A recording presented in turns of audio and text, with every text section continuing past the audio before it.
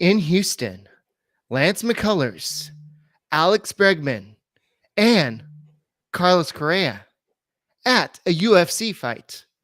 Does that mean anything? Are they just friends? Are they just friends who like the UFC? Or is there something more to that? It makes you scratch your head a little bit. Speaking of scratching your head, what's going on, Rob Manfred? I thought you're optimistic, but the stuff you laid out for the players was a piece of crap. Well, at least that's what the players have said. And we'll have to talk about this and more on this edition of the Locked On Astros podcast.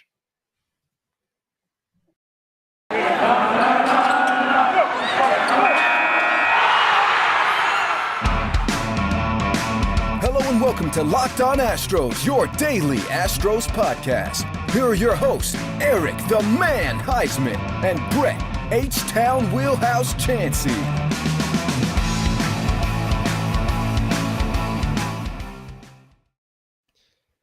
We are Locked On Houston Astros, and we hope that you join us for a daily Locked On Astros podcast. My name is Eric Huysman. You can find me on Twitter at Eric Talk Stros. I hope that you will join us daily while we talk about the Houston Astros all season, if there's a season. So, Brett, where can they find you at? Well, they can find me at H-Town Wheelhouse on Twitter and Instagram, and Astros411 on Twitter, Instagram, and Facebook. Always positive. Look, I'm wearing my jersey on the day pitchers and catchers are supposed to be reporting. Always Stros.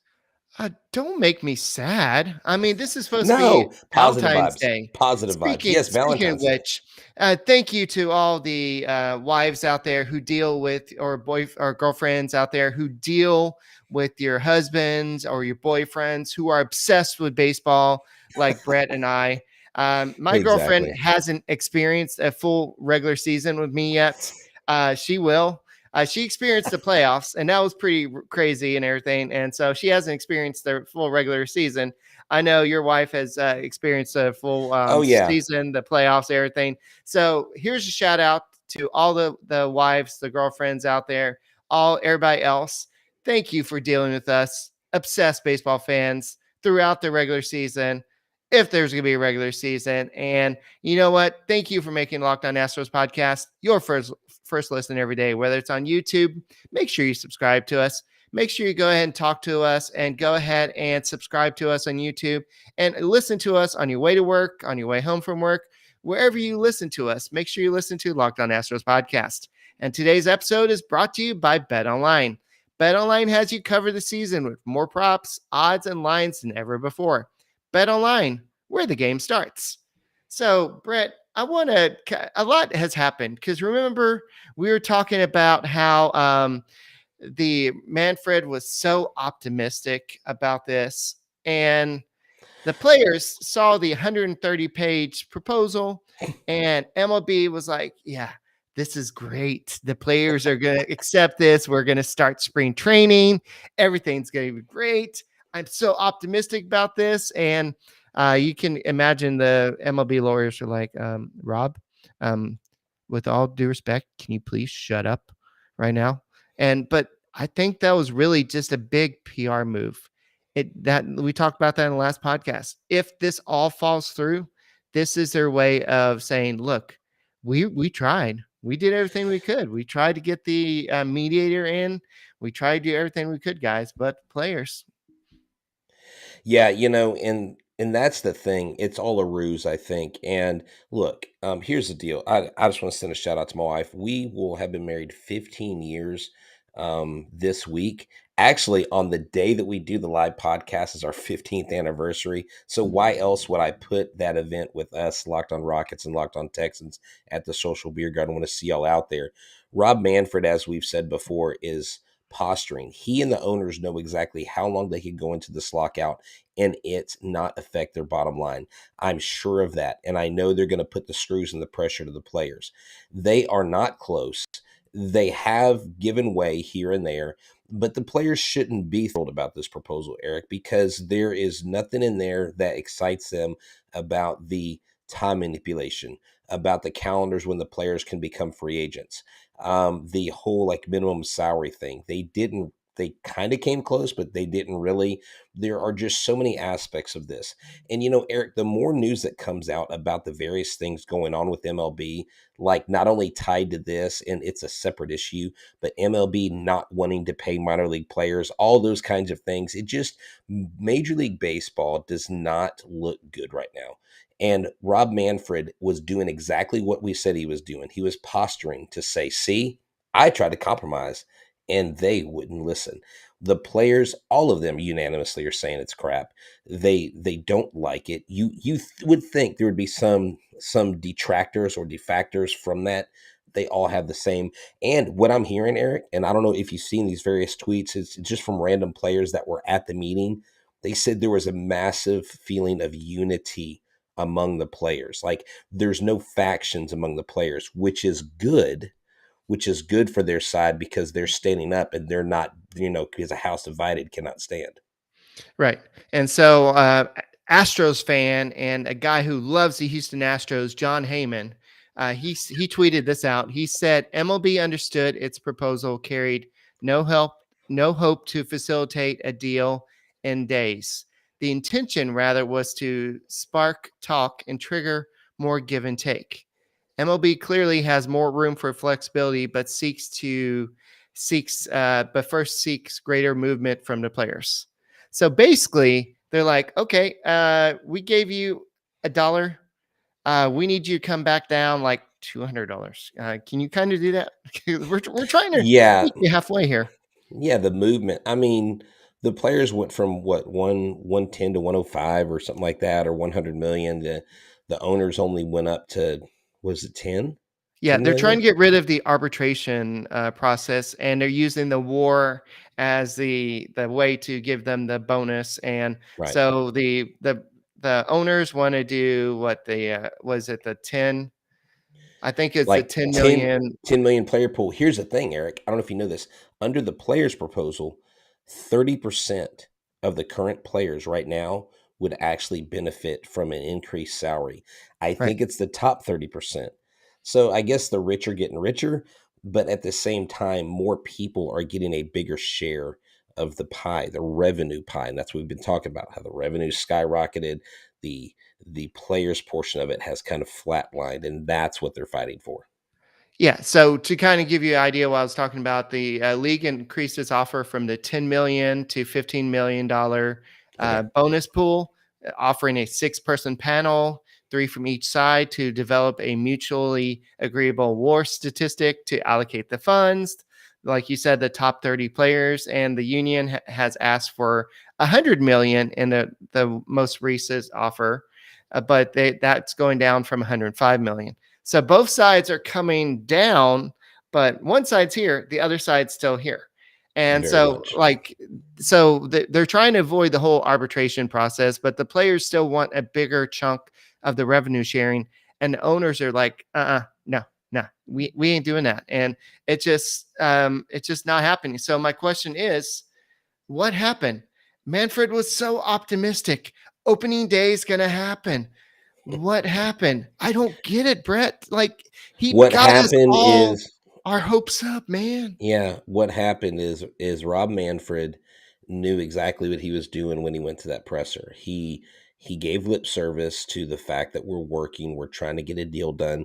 It's the same Mickey Mouse three-ring circus that you see in politics when you have people from two different sides of the aisle that say we're going to compromise, but when it comes down to the nitty-gritty, they don't want to compromise because they think, well, gosh, if we give up this, I really think the players have more to lose, Eric. If they compromise, that means they'll get less things down the road when whatever agreement comes up is next. And it's just like with a school budget, or if you're a business, right? And you're given so much money. If you have a $50,000 budget and you don't use all 50,000, you get that taken away. Like if you use 40, they're not going to give you 50 the next year. You got to use Right. it all. And so the players aren't going to take off a ton of what they've offered, because the less they offer, the less bargaining power they'll have, not just now, but in the future. Yeah.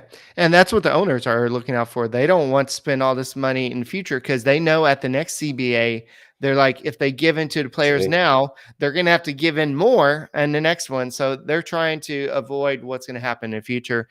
And so it's just back and forth, back and forth. And it makes you just want to, makes you go crazy, makes you want to just have a Built Bar. So talk to us about Built Bar. Yeah, definitely. I'm glad you said that because Built Bars are the best tasting protein bars in the business. Like, why even call it a protein bar? It's basically a candy bar that's good for you.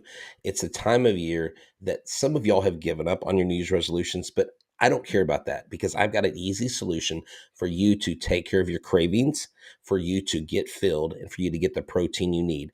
They are a treat. These are wrapped in 100% chocolate. They're pushing right now, and I'm pushing because I just ordered a mixed box of them. I'm excited, the protein infused marshmallow. They're fluffy, they're marshmallowy. They are not just a protein bar, they are a treat. Puffs are a fan favorite. They include favors. I got churro, coconut marshmallow, banana cream pie. I mean, it's unreal what they've done here. Low calorie, high protein, replace those candy bars that aren't good for you. And the average Built Bar contains 130 calories, about 4 grams of carbs, 4 grams of net of grams of sugar. Sorry, and 17 grams of protein. Compare that to your candy bar. I won't read the stats because they're embarrassing. The new flavor this month, white chocolate cookies and cream. So go to built.com, use a promo code locked15. That's built.com, locked15 for 15% off your order at built.com. The best bar in the biz. Well, you don't need a card to get a Built Bar. They're delivered to you. It helps to have a card to get It money. does. And so rockauto.com should be your first place to go, right, Brett? Exactly. And ever increasing makes and models that are out there, it's impossible to go to your local chain store and find the parts you need. Why sit there to this arduous, pointless process of a guy behind the counter who means well and has a computer, but he goes to his warehouse database. He only has one option really to give you. So at rockauto.com, they've been family owned for 20 years. You spend 30, 50, sometimes 100% more at the auto parts store. You'll save that with Rock Auto. Their prices are reliably low for every customer. They don't upsell you or upcharge you, I'm sorry, because you're not a mechanic. Everything you need, brake parts, tail lamps, motor oil, even a new carpet. We encourage you to go discover all the great, amazing things out there. Like I said before, I've gotten brake pads on here before. I've gotten tail lamps, and let me tell you, it is super cheap. It beats the competition. Why? Because they deliver to your door. And if your car's not working, how are you going to drive to the auto parts store anyway? So go to the website and go to rockauto.com right now and see all the parts available for your car or truck. Right, Locked On in there. How did you hear about us box? So that they know that we sent you. Amazing selection, reliably low prices, all the parts your car will ever need at rockauto.com. All right. So I do want to talk a little bit about some of the terms that the owners have budged on. They have come down a little bit on some things. And one of the things was the luxury tax threshold. They've kind of stuck. They wanted to keep it at 214 million for the first 2 years, then 216 for in 2024. But they've went ahead and raised that a little bit, I believe. Where is that? So It says right here. So, I mean, it says they offered an increase to the base, which basically thresholds from its prior proposal by 2 million each in 24 right. and 25 and then in 26. And then it says only teams surpassing the $234 million threshold would be subject to the draft pick forfeiture. Right. So basically what they're saying is they want more teams to spend. They want more teams to go over the luxury tax threshold. Not necessarily to get the tax and everything. I mean, because they're going to have to pay. If they go over the threshold, you're going to have to pay, but they're not going to penalize you draft picks because we know how much teams actually value those draft picks. But what they're doing here is they're making it they're trying to say, okay, union, we know you want these players to have these higher contracts. So what we're doing is we're making it easier for teams to go ahead and sign these Carlos Correas, where if they go over the luxury tax threshold, fine, they'll have to pay the tax, but they won't have to give up a draft pick. Okay, that's fine and everything, but the owners are still wanting to I mean, players are still wanting it to go up, up, up, and the owners are just not wanting to go up that high because eventually you're going to have to start paying these players at this that height. So also they're talking about the service time manipulation, and they're talking about the offering 2 draft picks with the player's first 3 years if he finishes in top 3 in Cy Young, Rookie Year, or MVP voting. So let's say if you bring up Chris Bryant and he wins the Rookie Year, then the next year you would get a draft pick in order from bringing him up early. This is kind of doing what the Astros did not do with George Springer. They waited till that Super 2 deadline passed, and then they brought him up to kind of get that extra year of team control. Now, what this is doing is saying, hey, teams, if George Springer is ready, bring him up. If Alvarez is ready, bring him up. You don't have to wait anymore. Yes, you may lose that year of service time with him, but you'll get a extra draft pick. If Forrest Whitley is ready, bring him up. I'm just saying, yeah, there are some interesting quirks to all these different things, with that draft pick incentive. Like you said, they would be able to earn 2 additional draft picks. That would make them more competitive, right, as well down the road, building up their farm system. But my thing is this something that MLBPA wants, that they've been asking for, and MLB is saying, okay, we'll give this, right? Yes, they Okay. want their players to be brought up sooner. They hate this rule, the Super 2 rule. They hate the Okay. service Yes. time Okay. Okay. manipulation, and so I don't know if they like it with this exact like format, Right. but they want the teams to actually bring these players up. And so I know that technically the minor league players, we'll talk about that in a few minutes, but minor league players are not technically under union contract until they become major league players or Right. under on the 40-man roster, but they're still eventually they will become major league players. And then once they become major league players, they don't want them to be limited like the George Springers and the Chris Bryant. So yes, this is a big deal for them because just ask George Springer. It cost him millions of dollars because No, it did. he could have got to free agency a year sooner. Chris Bryant, and a lot of these players, when you do that service time manipulation, yes, you may get them for that extra year, but how many times are those players so kind of pissed off because you did that? And so they typically end up leaving. So one more thing I do want to talk about is the Yeah. fact that the owners did up their minimum salary a little bit, and they did offer some different things. So MLB offered straight salaries of $615K, $650K, and $700K to 0 to 3 year players. And on Saturday, it bumped up the final year to $725K. MLB also offered a new option, a straight minimum of $630K in the first year of the deal, with the ability for teams to give raises as they see fit, as they've done in past in years 2 and 3 before the players hit arbitration. This also means players can be renewed for smaller raises. So the jump from 630 would double the increases the players received between the last 2 CBAs, but it's still way less than the $775K that the players are wanting for the minimum salary. So once again, owners here, players here. Yeah, and that's just, I mean, at the end of the day, they're just going to have to decide what their red line is. They're going to have to draw a line in the sand and say, we're not stepping over this line. The owners are doing the same thing. And really, it's almost like they're having a staring contest, or they're playing a game of tug of war where they're both evenly matched. And the rope in the middle of that tug of war rope is not really moving one way or another. Every time it starts to pull to one side, the other side pulls it back in the middle. A very frustrating process for the fans. A lot of people are talking, Eric, about not purchasing, and we talked about this, not purchasing like MLB The Show, not purchasing any new baseball stuff. I see people that are appalled left and right by clubs reaching out to them to buy season tickets, or people that have bought spring training tickets and they've gotten no word from the clubs whether they'll be refunded or what's going to happen with that.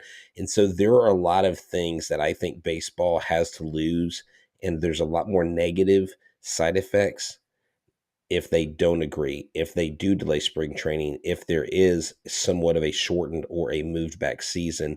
It's just going to be bad for baseball all around. I mean, you literally are coming off a really great year. You're coming off, you had a team, you had the Braves and the Astros, you had Ohtani, you had all kinds of stuff happening this last year. You had the Blue Jays make that final push, you had the Mariners, they were up and coming. I mean, it was a good, exciting season. The Red Sox were there when nobody thought they would be there. And the more that they stand pat and just stare at each other and don't move, the more damage they're doing to this game in the long run. Yeah. So here's some things that the owners have shown that they're willing to negotiate on, and they've kind of tipped their hands a little bit. They said that they would. The proposal kind of showed some modest moves on minimum salary, luxury tax, and service time. So these are the things that the players have room to negotiate. So if I am the negotiator for the union, I would be like, okay, here we got him. This is where we need to focus on. If this is what our primary targets are, this is where the owners have said, okay, well, we've made some budgets here, so this is where we can go ahead and focus on. But at the same time, they're still really far apart. And apparently in that meeting also, MLB also told the players what day thinks should be considered the last possible day to come to agreement before the season can begin on time. So they set a D-Day. And basically, and for some reason, it's a circle day on calendar and says, look, players, y'all have till this day if we want to start the season on time. If we don't start the season on time, guess what? You're going to start losing paychecks. And Wow. yes, we're going to be losing some ticket sales, but you're going to be losing some paychecks. And kind of like it says, like you said, the players are kind of sticking to it. And so it's just kind of weird how everything is going across. Both sides don't want to, they want to avoid missing games, but same point, spring training pitchers, catchers are supposed to be reporting.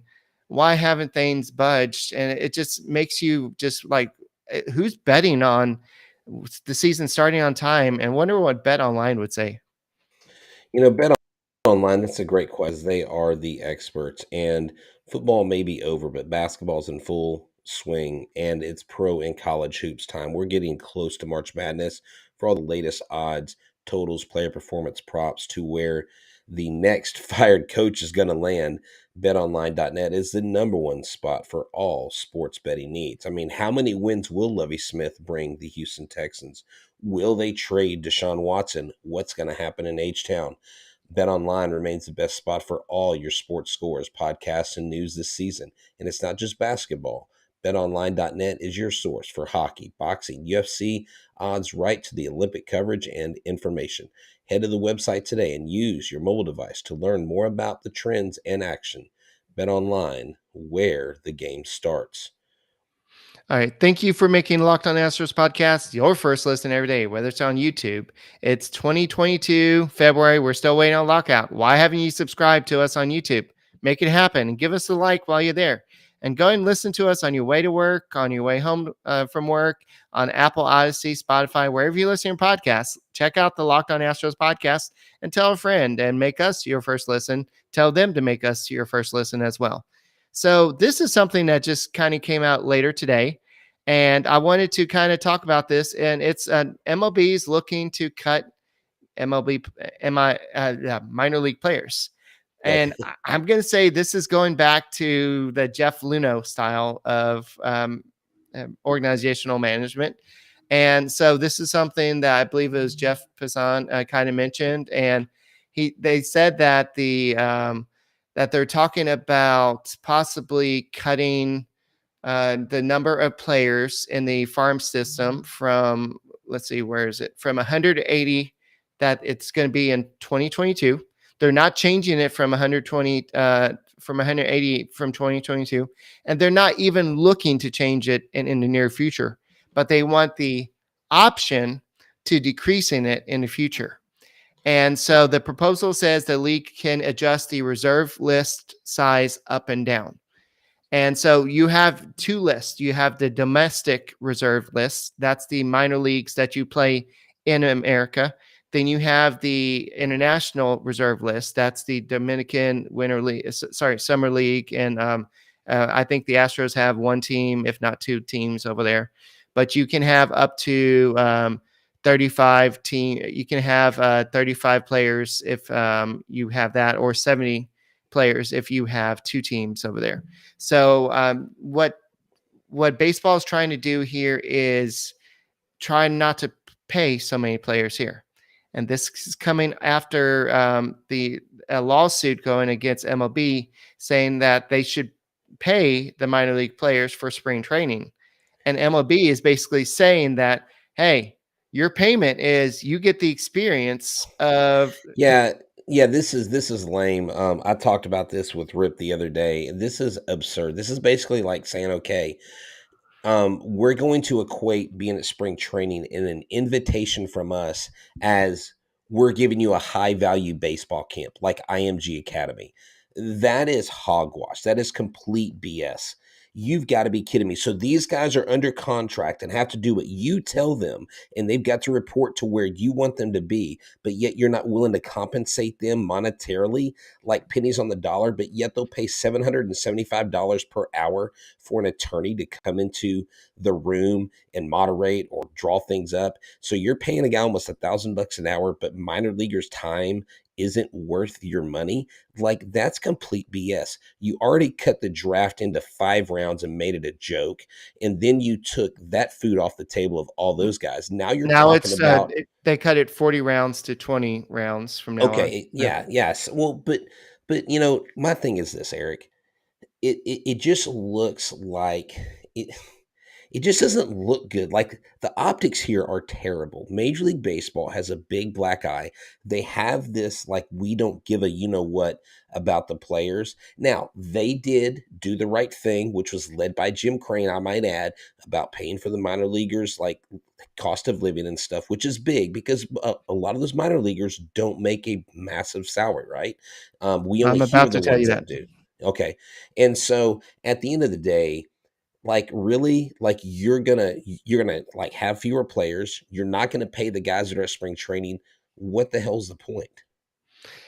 So last year, MLB raised the pay to minor leaguers. The minimum salary for a AAA player, you ready, is 16,800. The Okay, hold minimum on, hold on. salary, You said average? the minimum salary. Okay, minimum. Okay, minimum. Okay, go ahead. That doesn't mean that's what they get paid, but that's the minimum. Okay. So the double A minimum salary is 14,400. The Class A salary is 12,000, and the Complex League is 9,600. And you ready? The Dominican Summer League is 3,000. So So you're making less than minimum wage almost, depending on they're how. they're basically getting paid like substitute teachers in the public school system. I mean, you and I are teachers. We make way more than that, as teachers in Texas. I mean, that's what I'm talking about. I just don't get it. Like Eric, what are they losing if they play these minor leaguers for a few weeks? Like, they're not losing that much. It, Yeah. it doesn't make any sense to me. Make up the cost by freaking jack up the spring training ticket prices. I don't know. Offset the cost somewhere, you know? But to me, it's almost insulting. They're like, well, you're getting like high value training and we shouldn't have to pay you because we're basically not charging you for it. Well, yeah, of course you're not charging me for it because you signed me and I'm a part of your team, dumbass. I'm sorry. I'm completely pissed off about this whole thing because it makes no sense. It makes zero sense to me. And if you're going to ask a guy to be there for spring training, pay the man. Pay the man. Are we talking about Carlos Correa or minor leaguers? I'm just kidding. Oh, I'm talking Uh, about both. Let's pay both of them, baby. All right. While we're on topic of minor leaguers, let's go and talk about the draft. They both sides have agreed to it.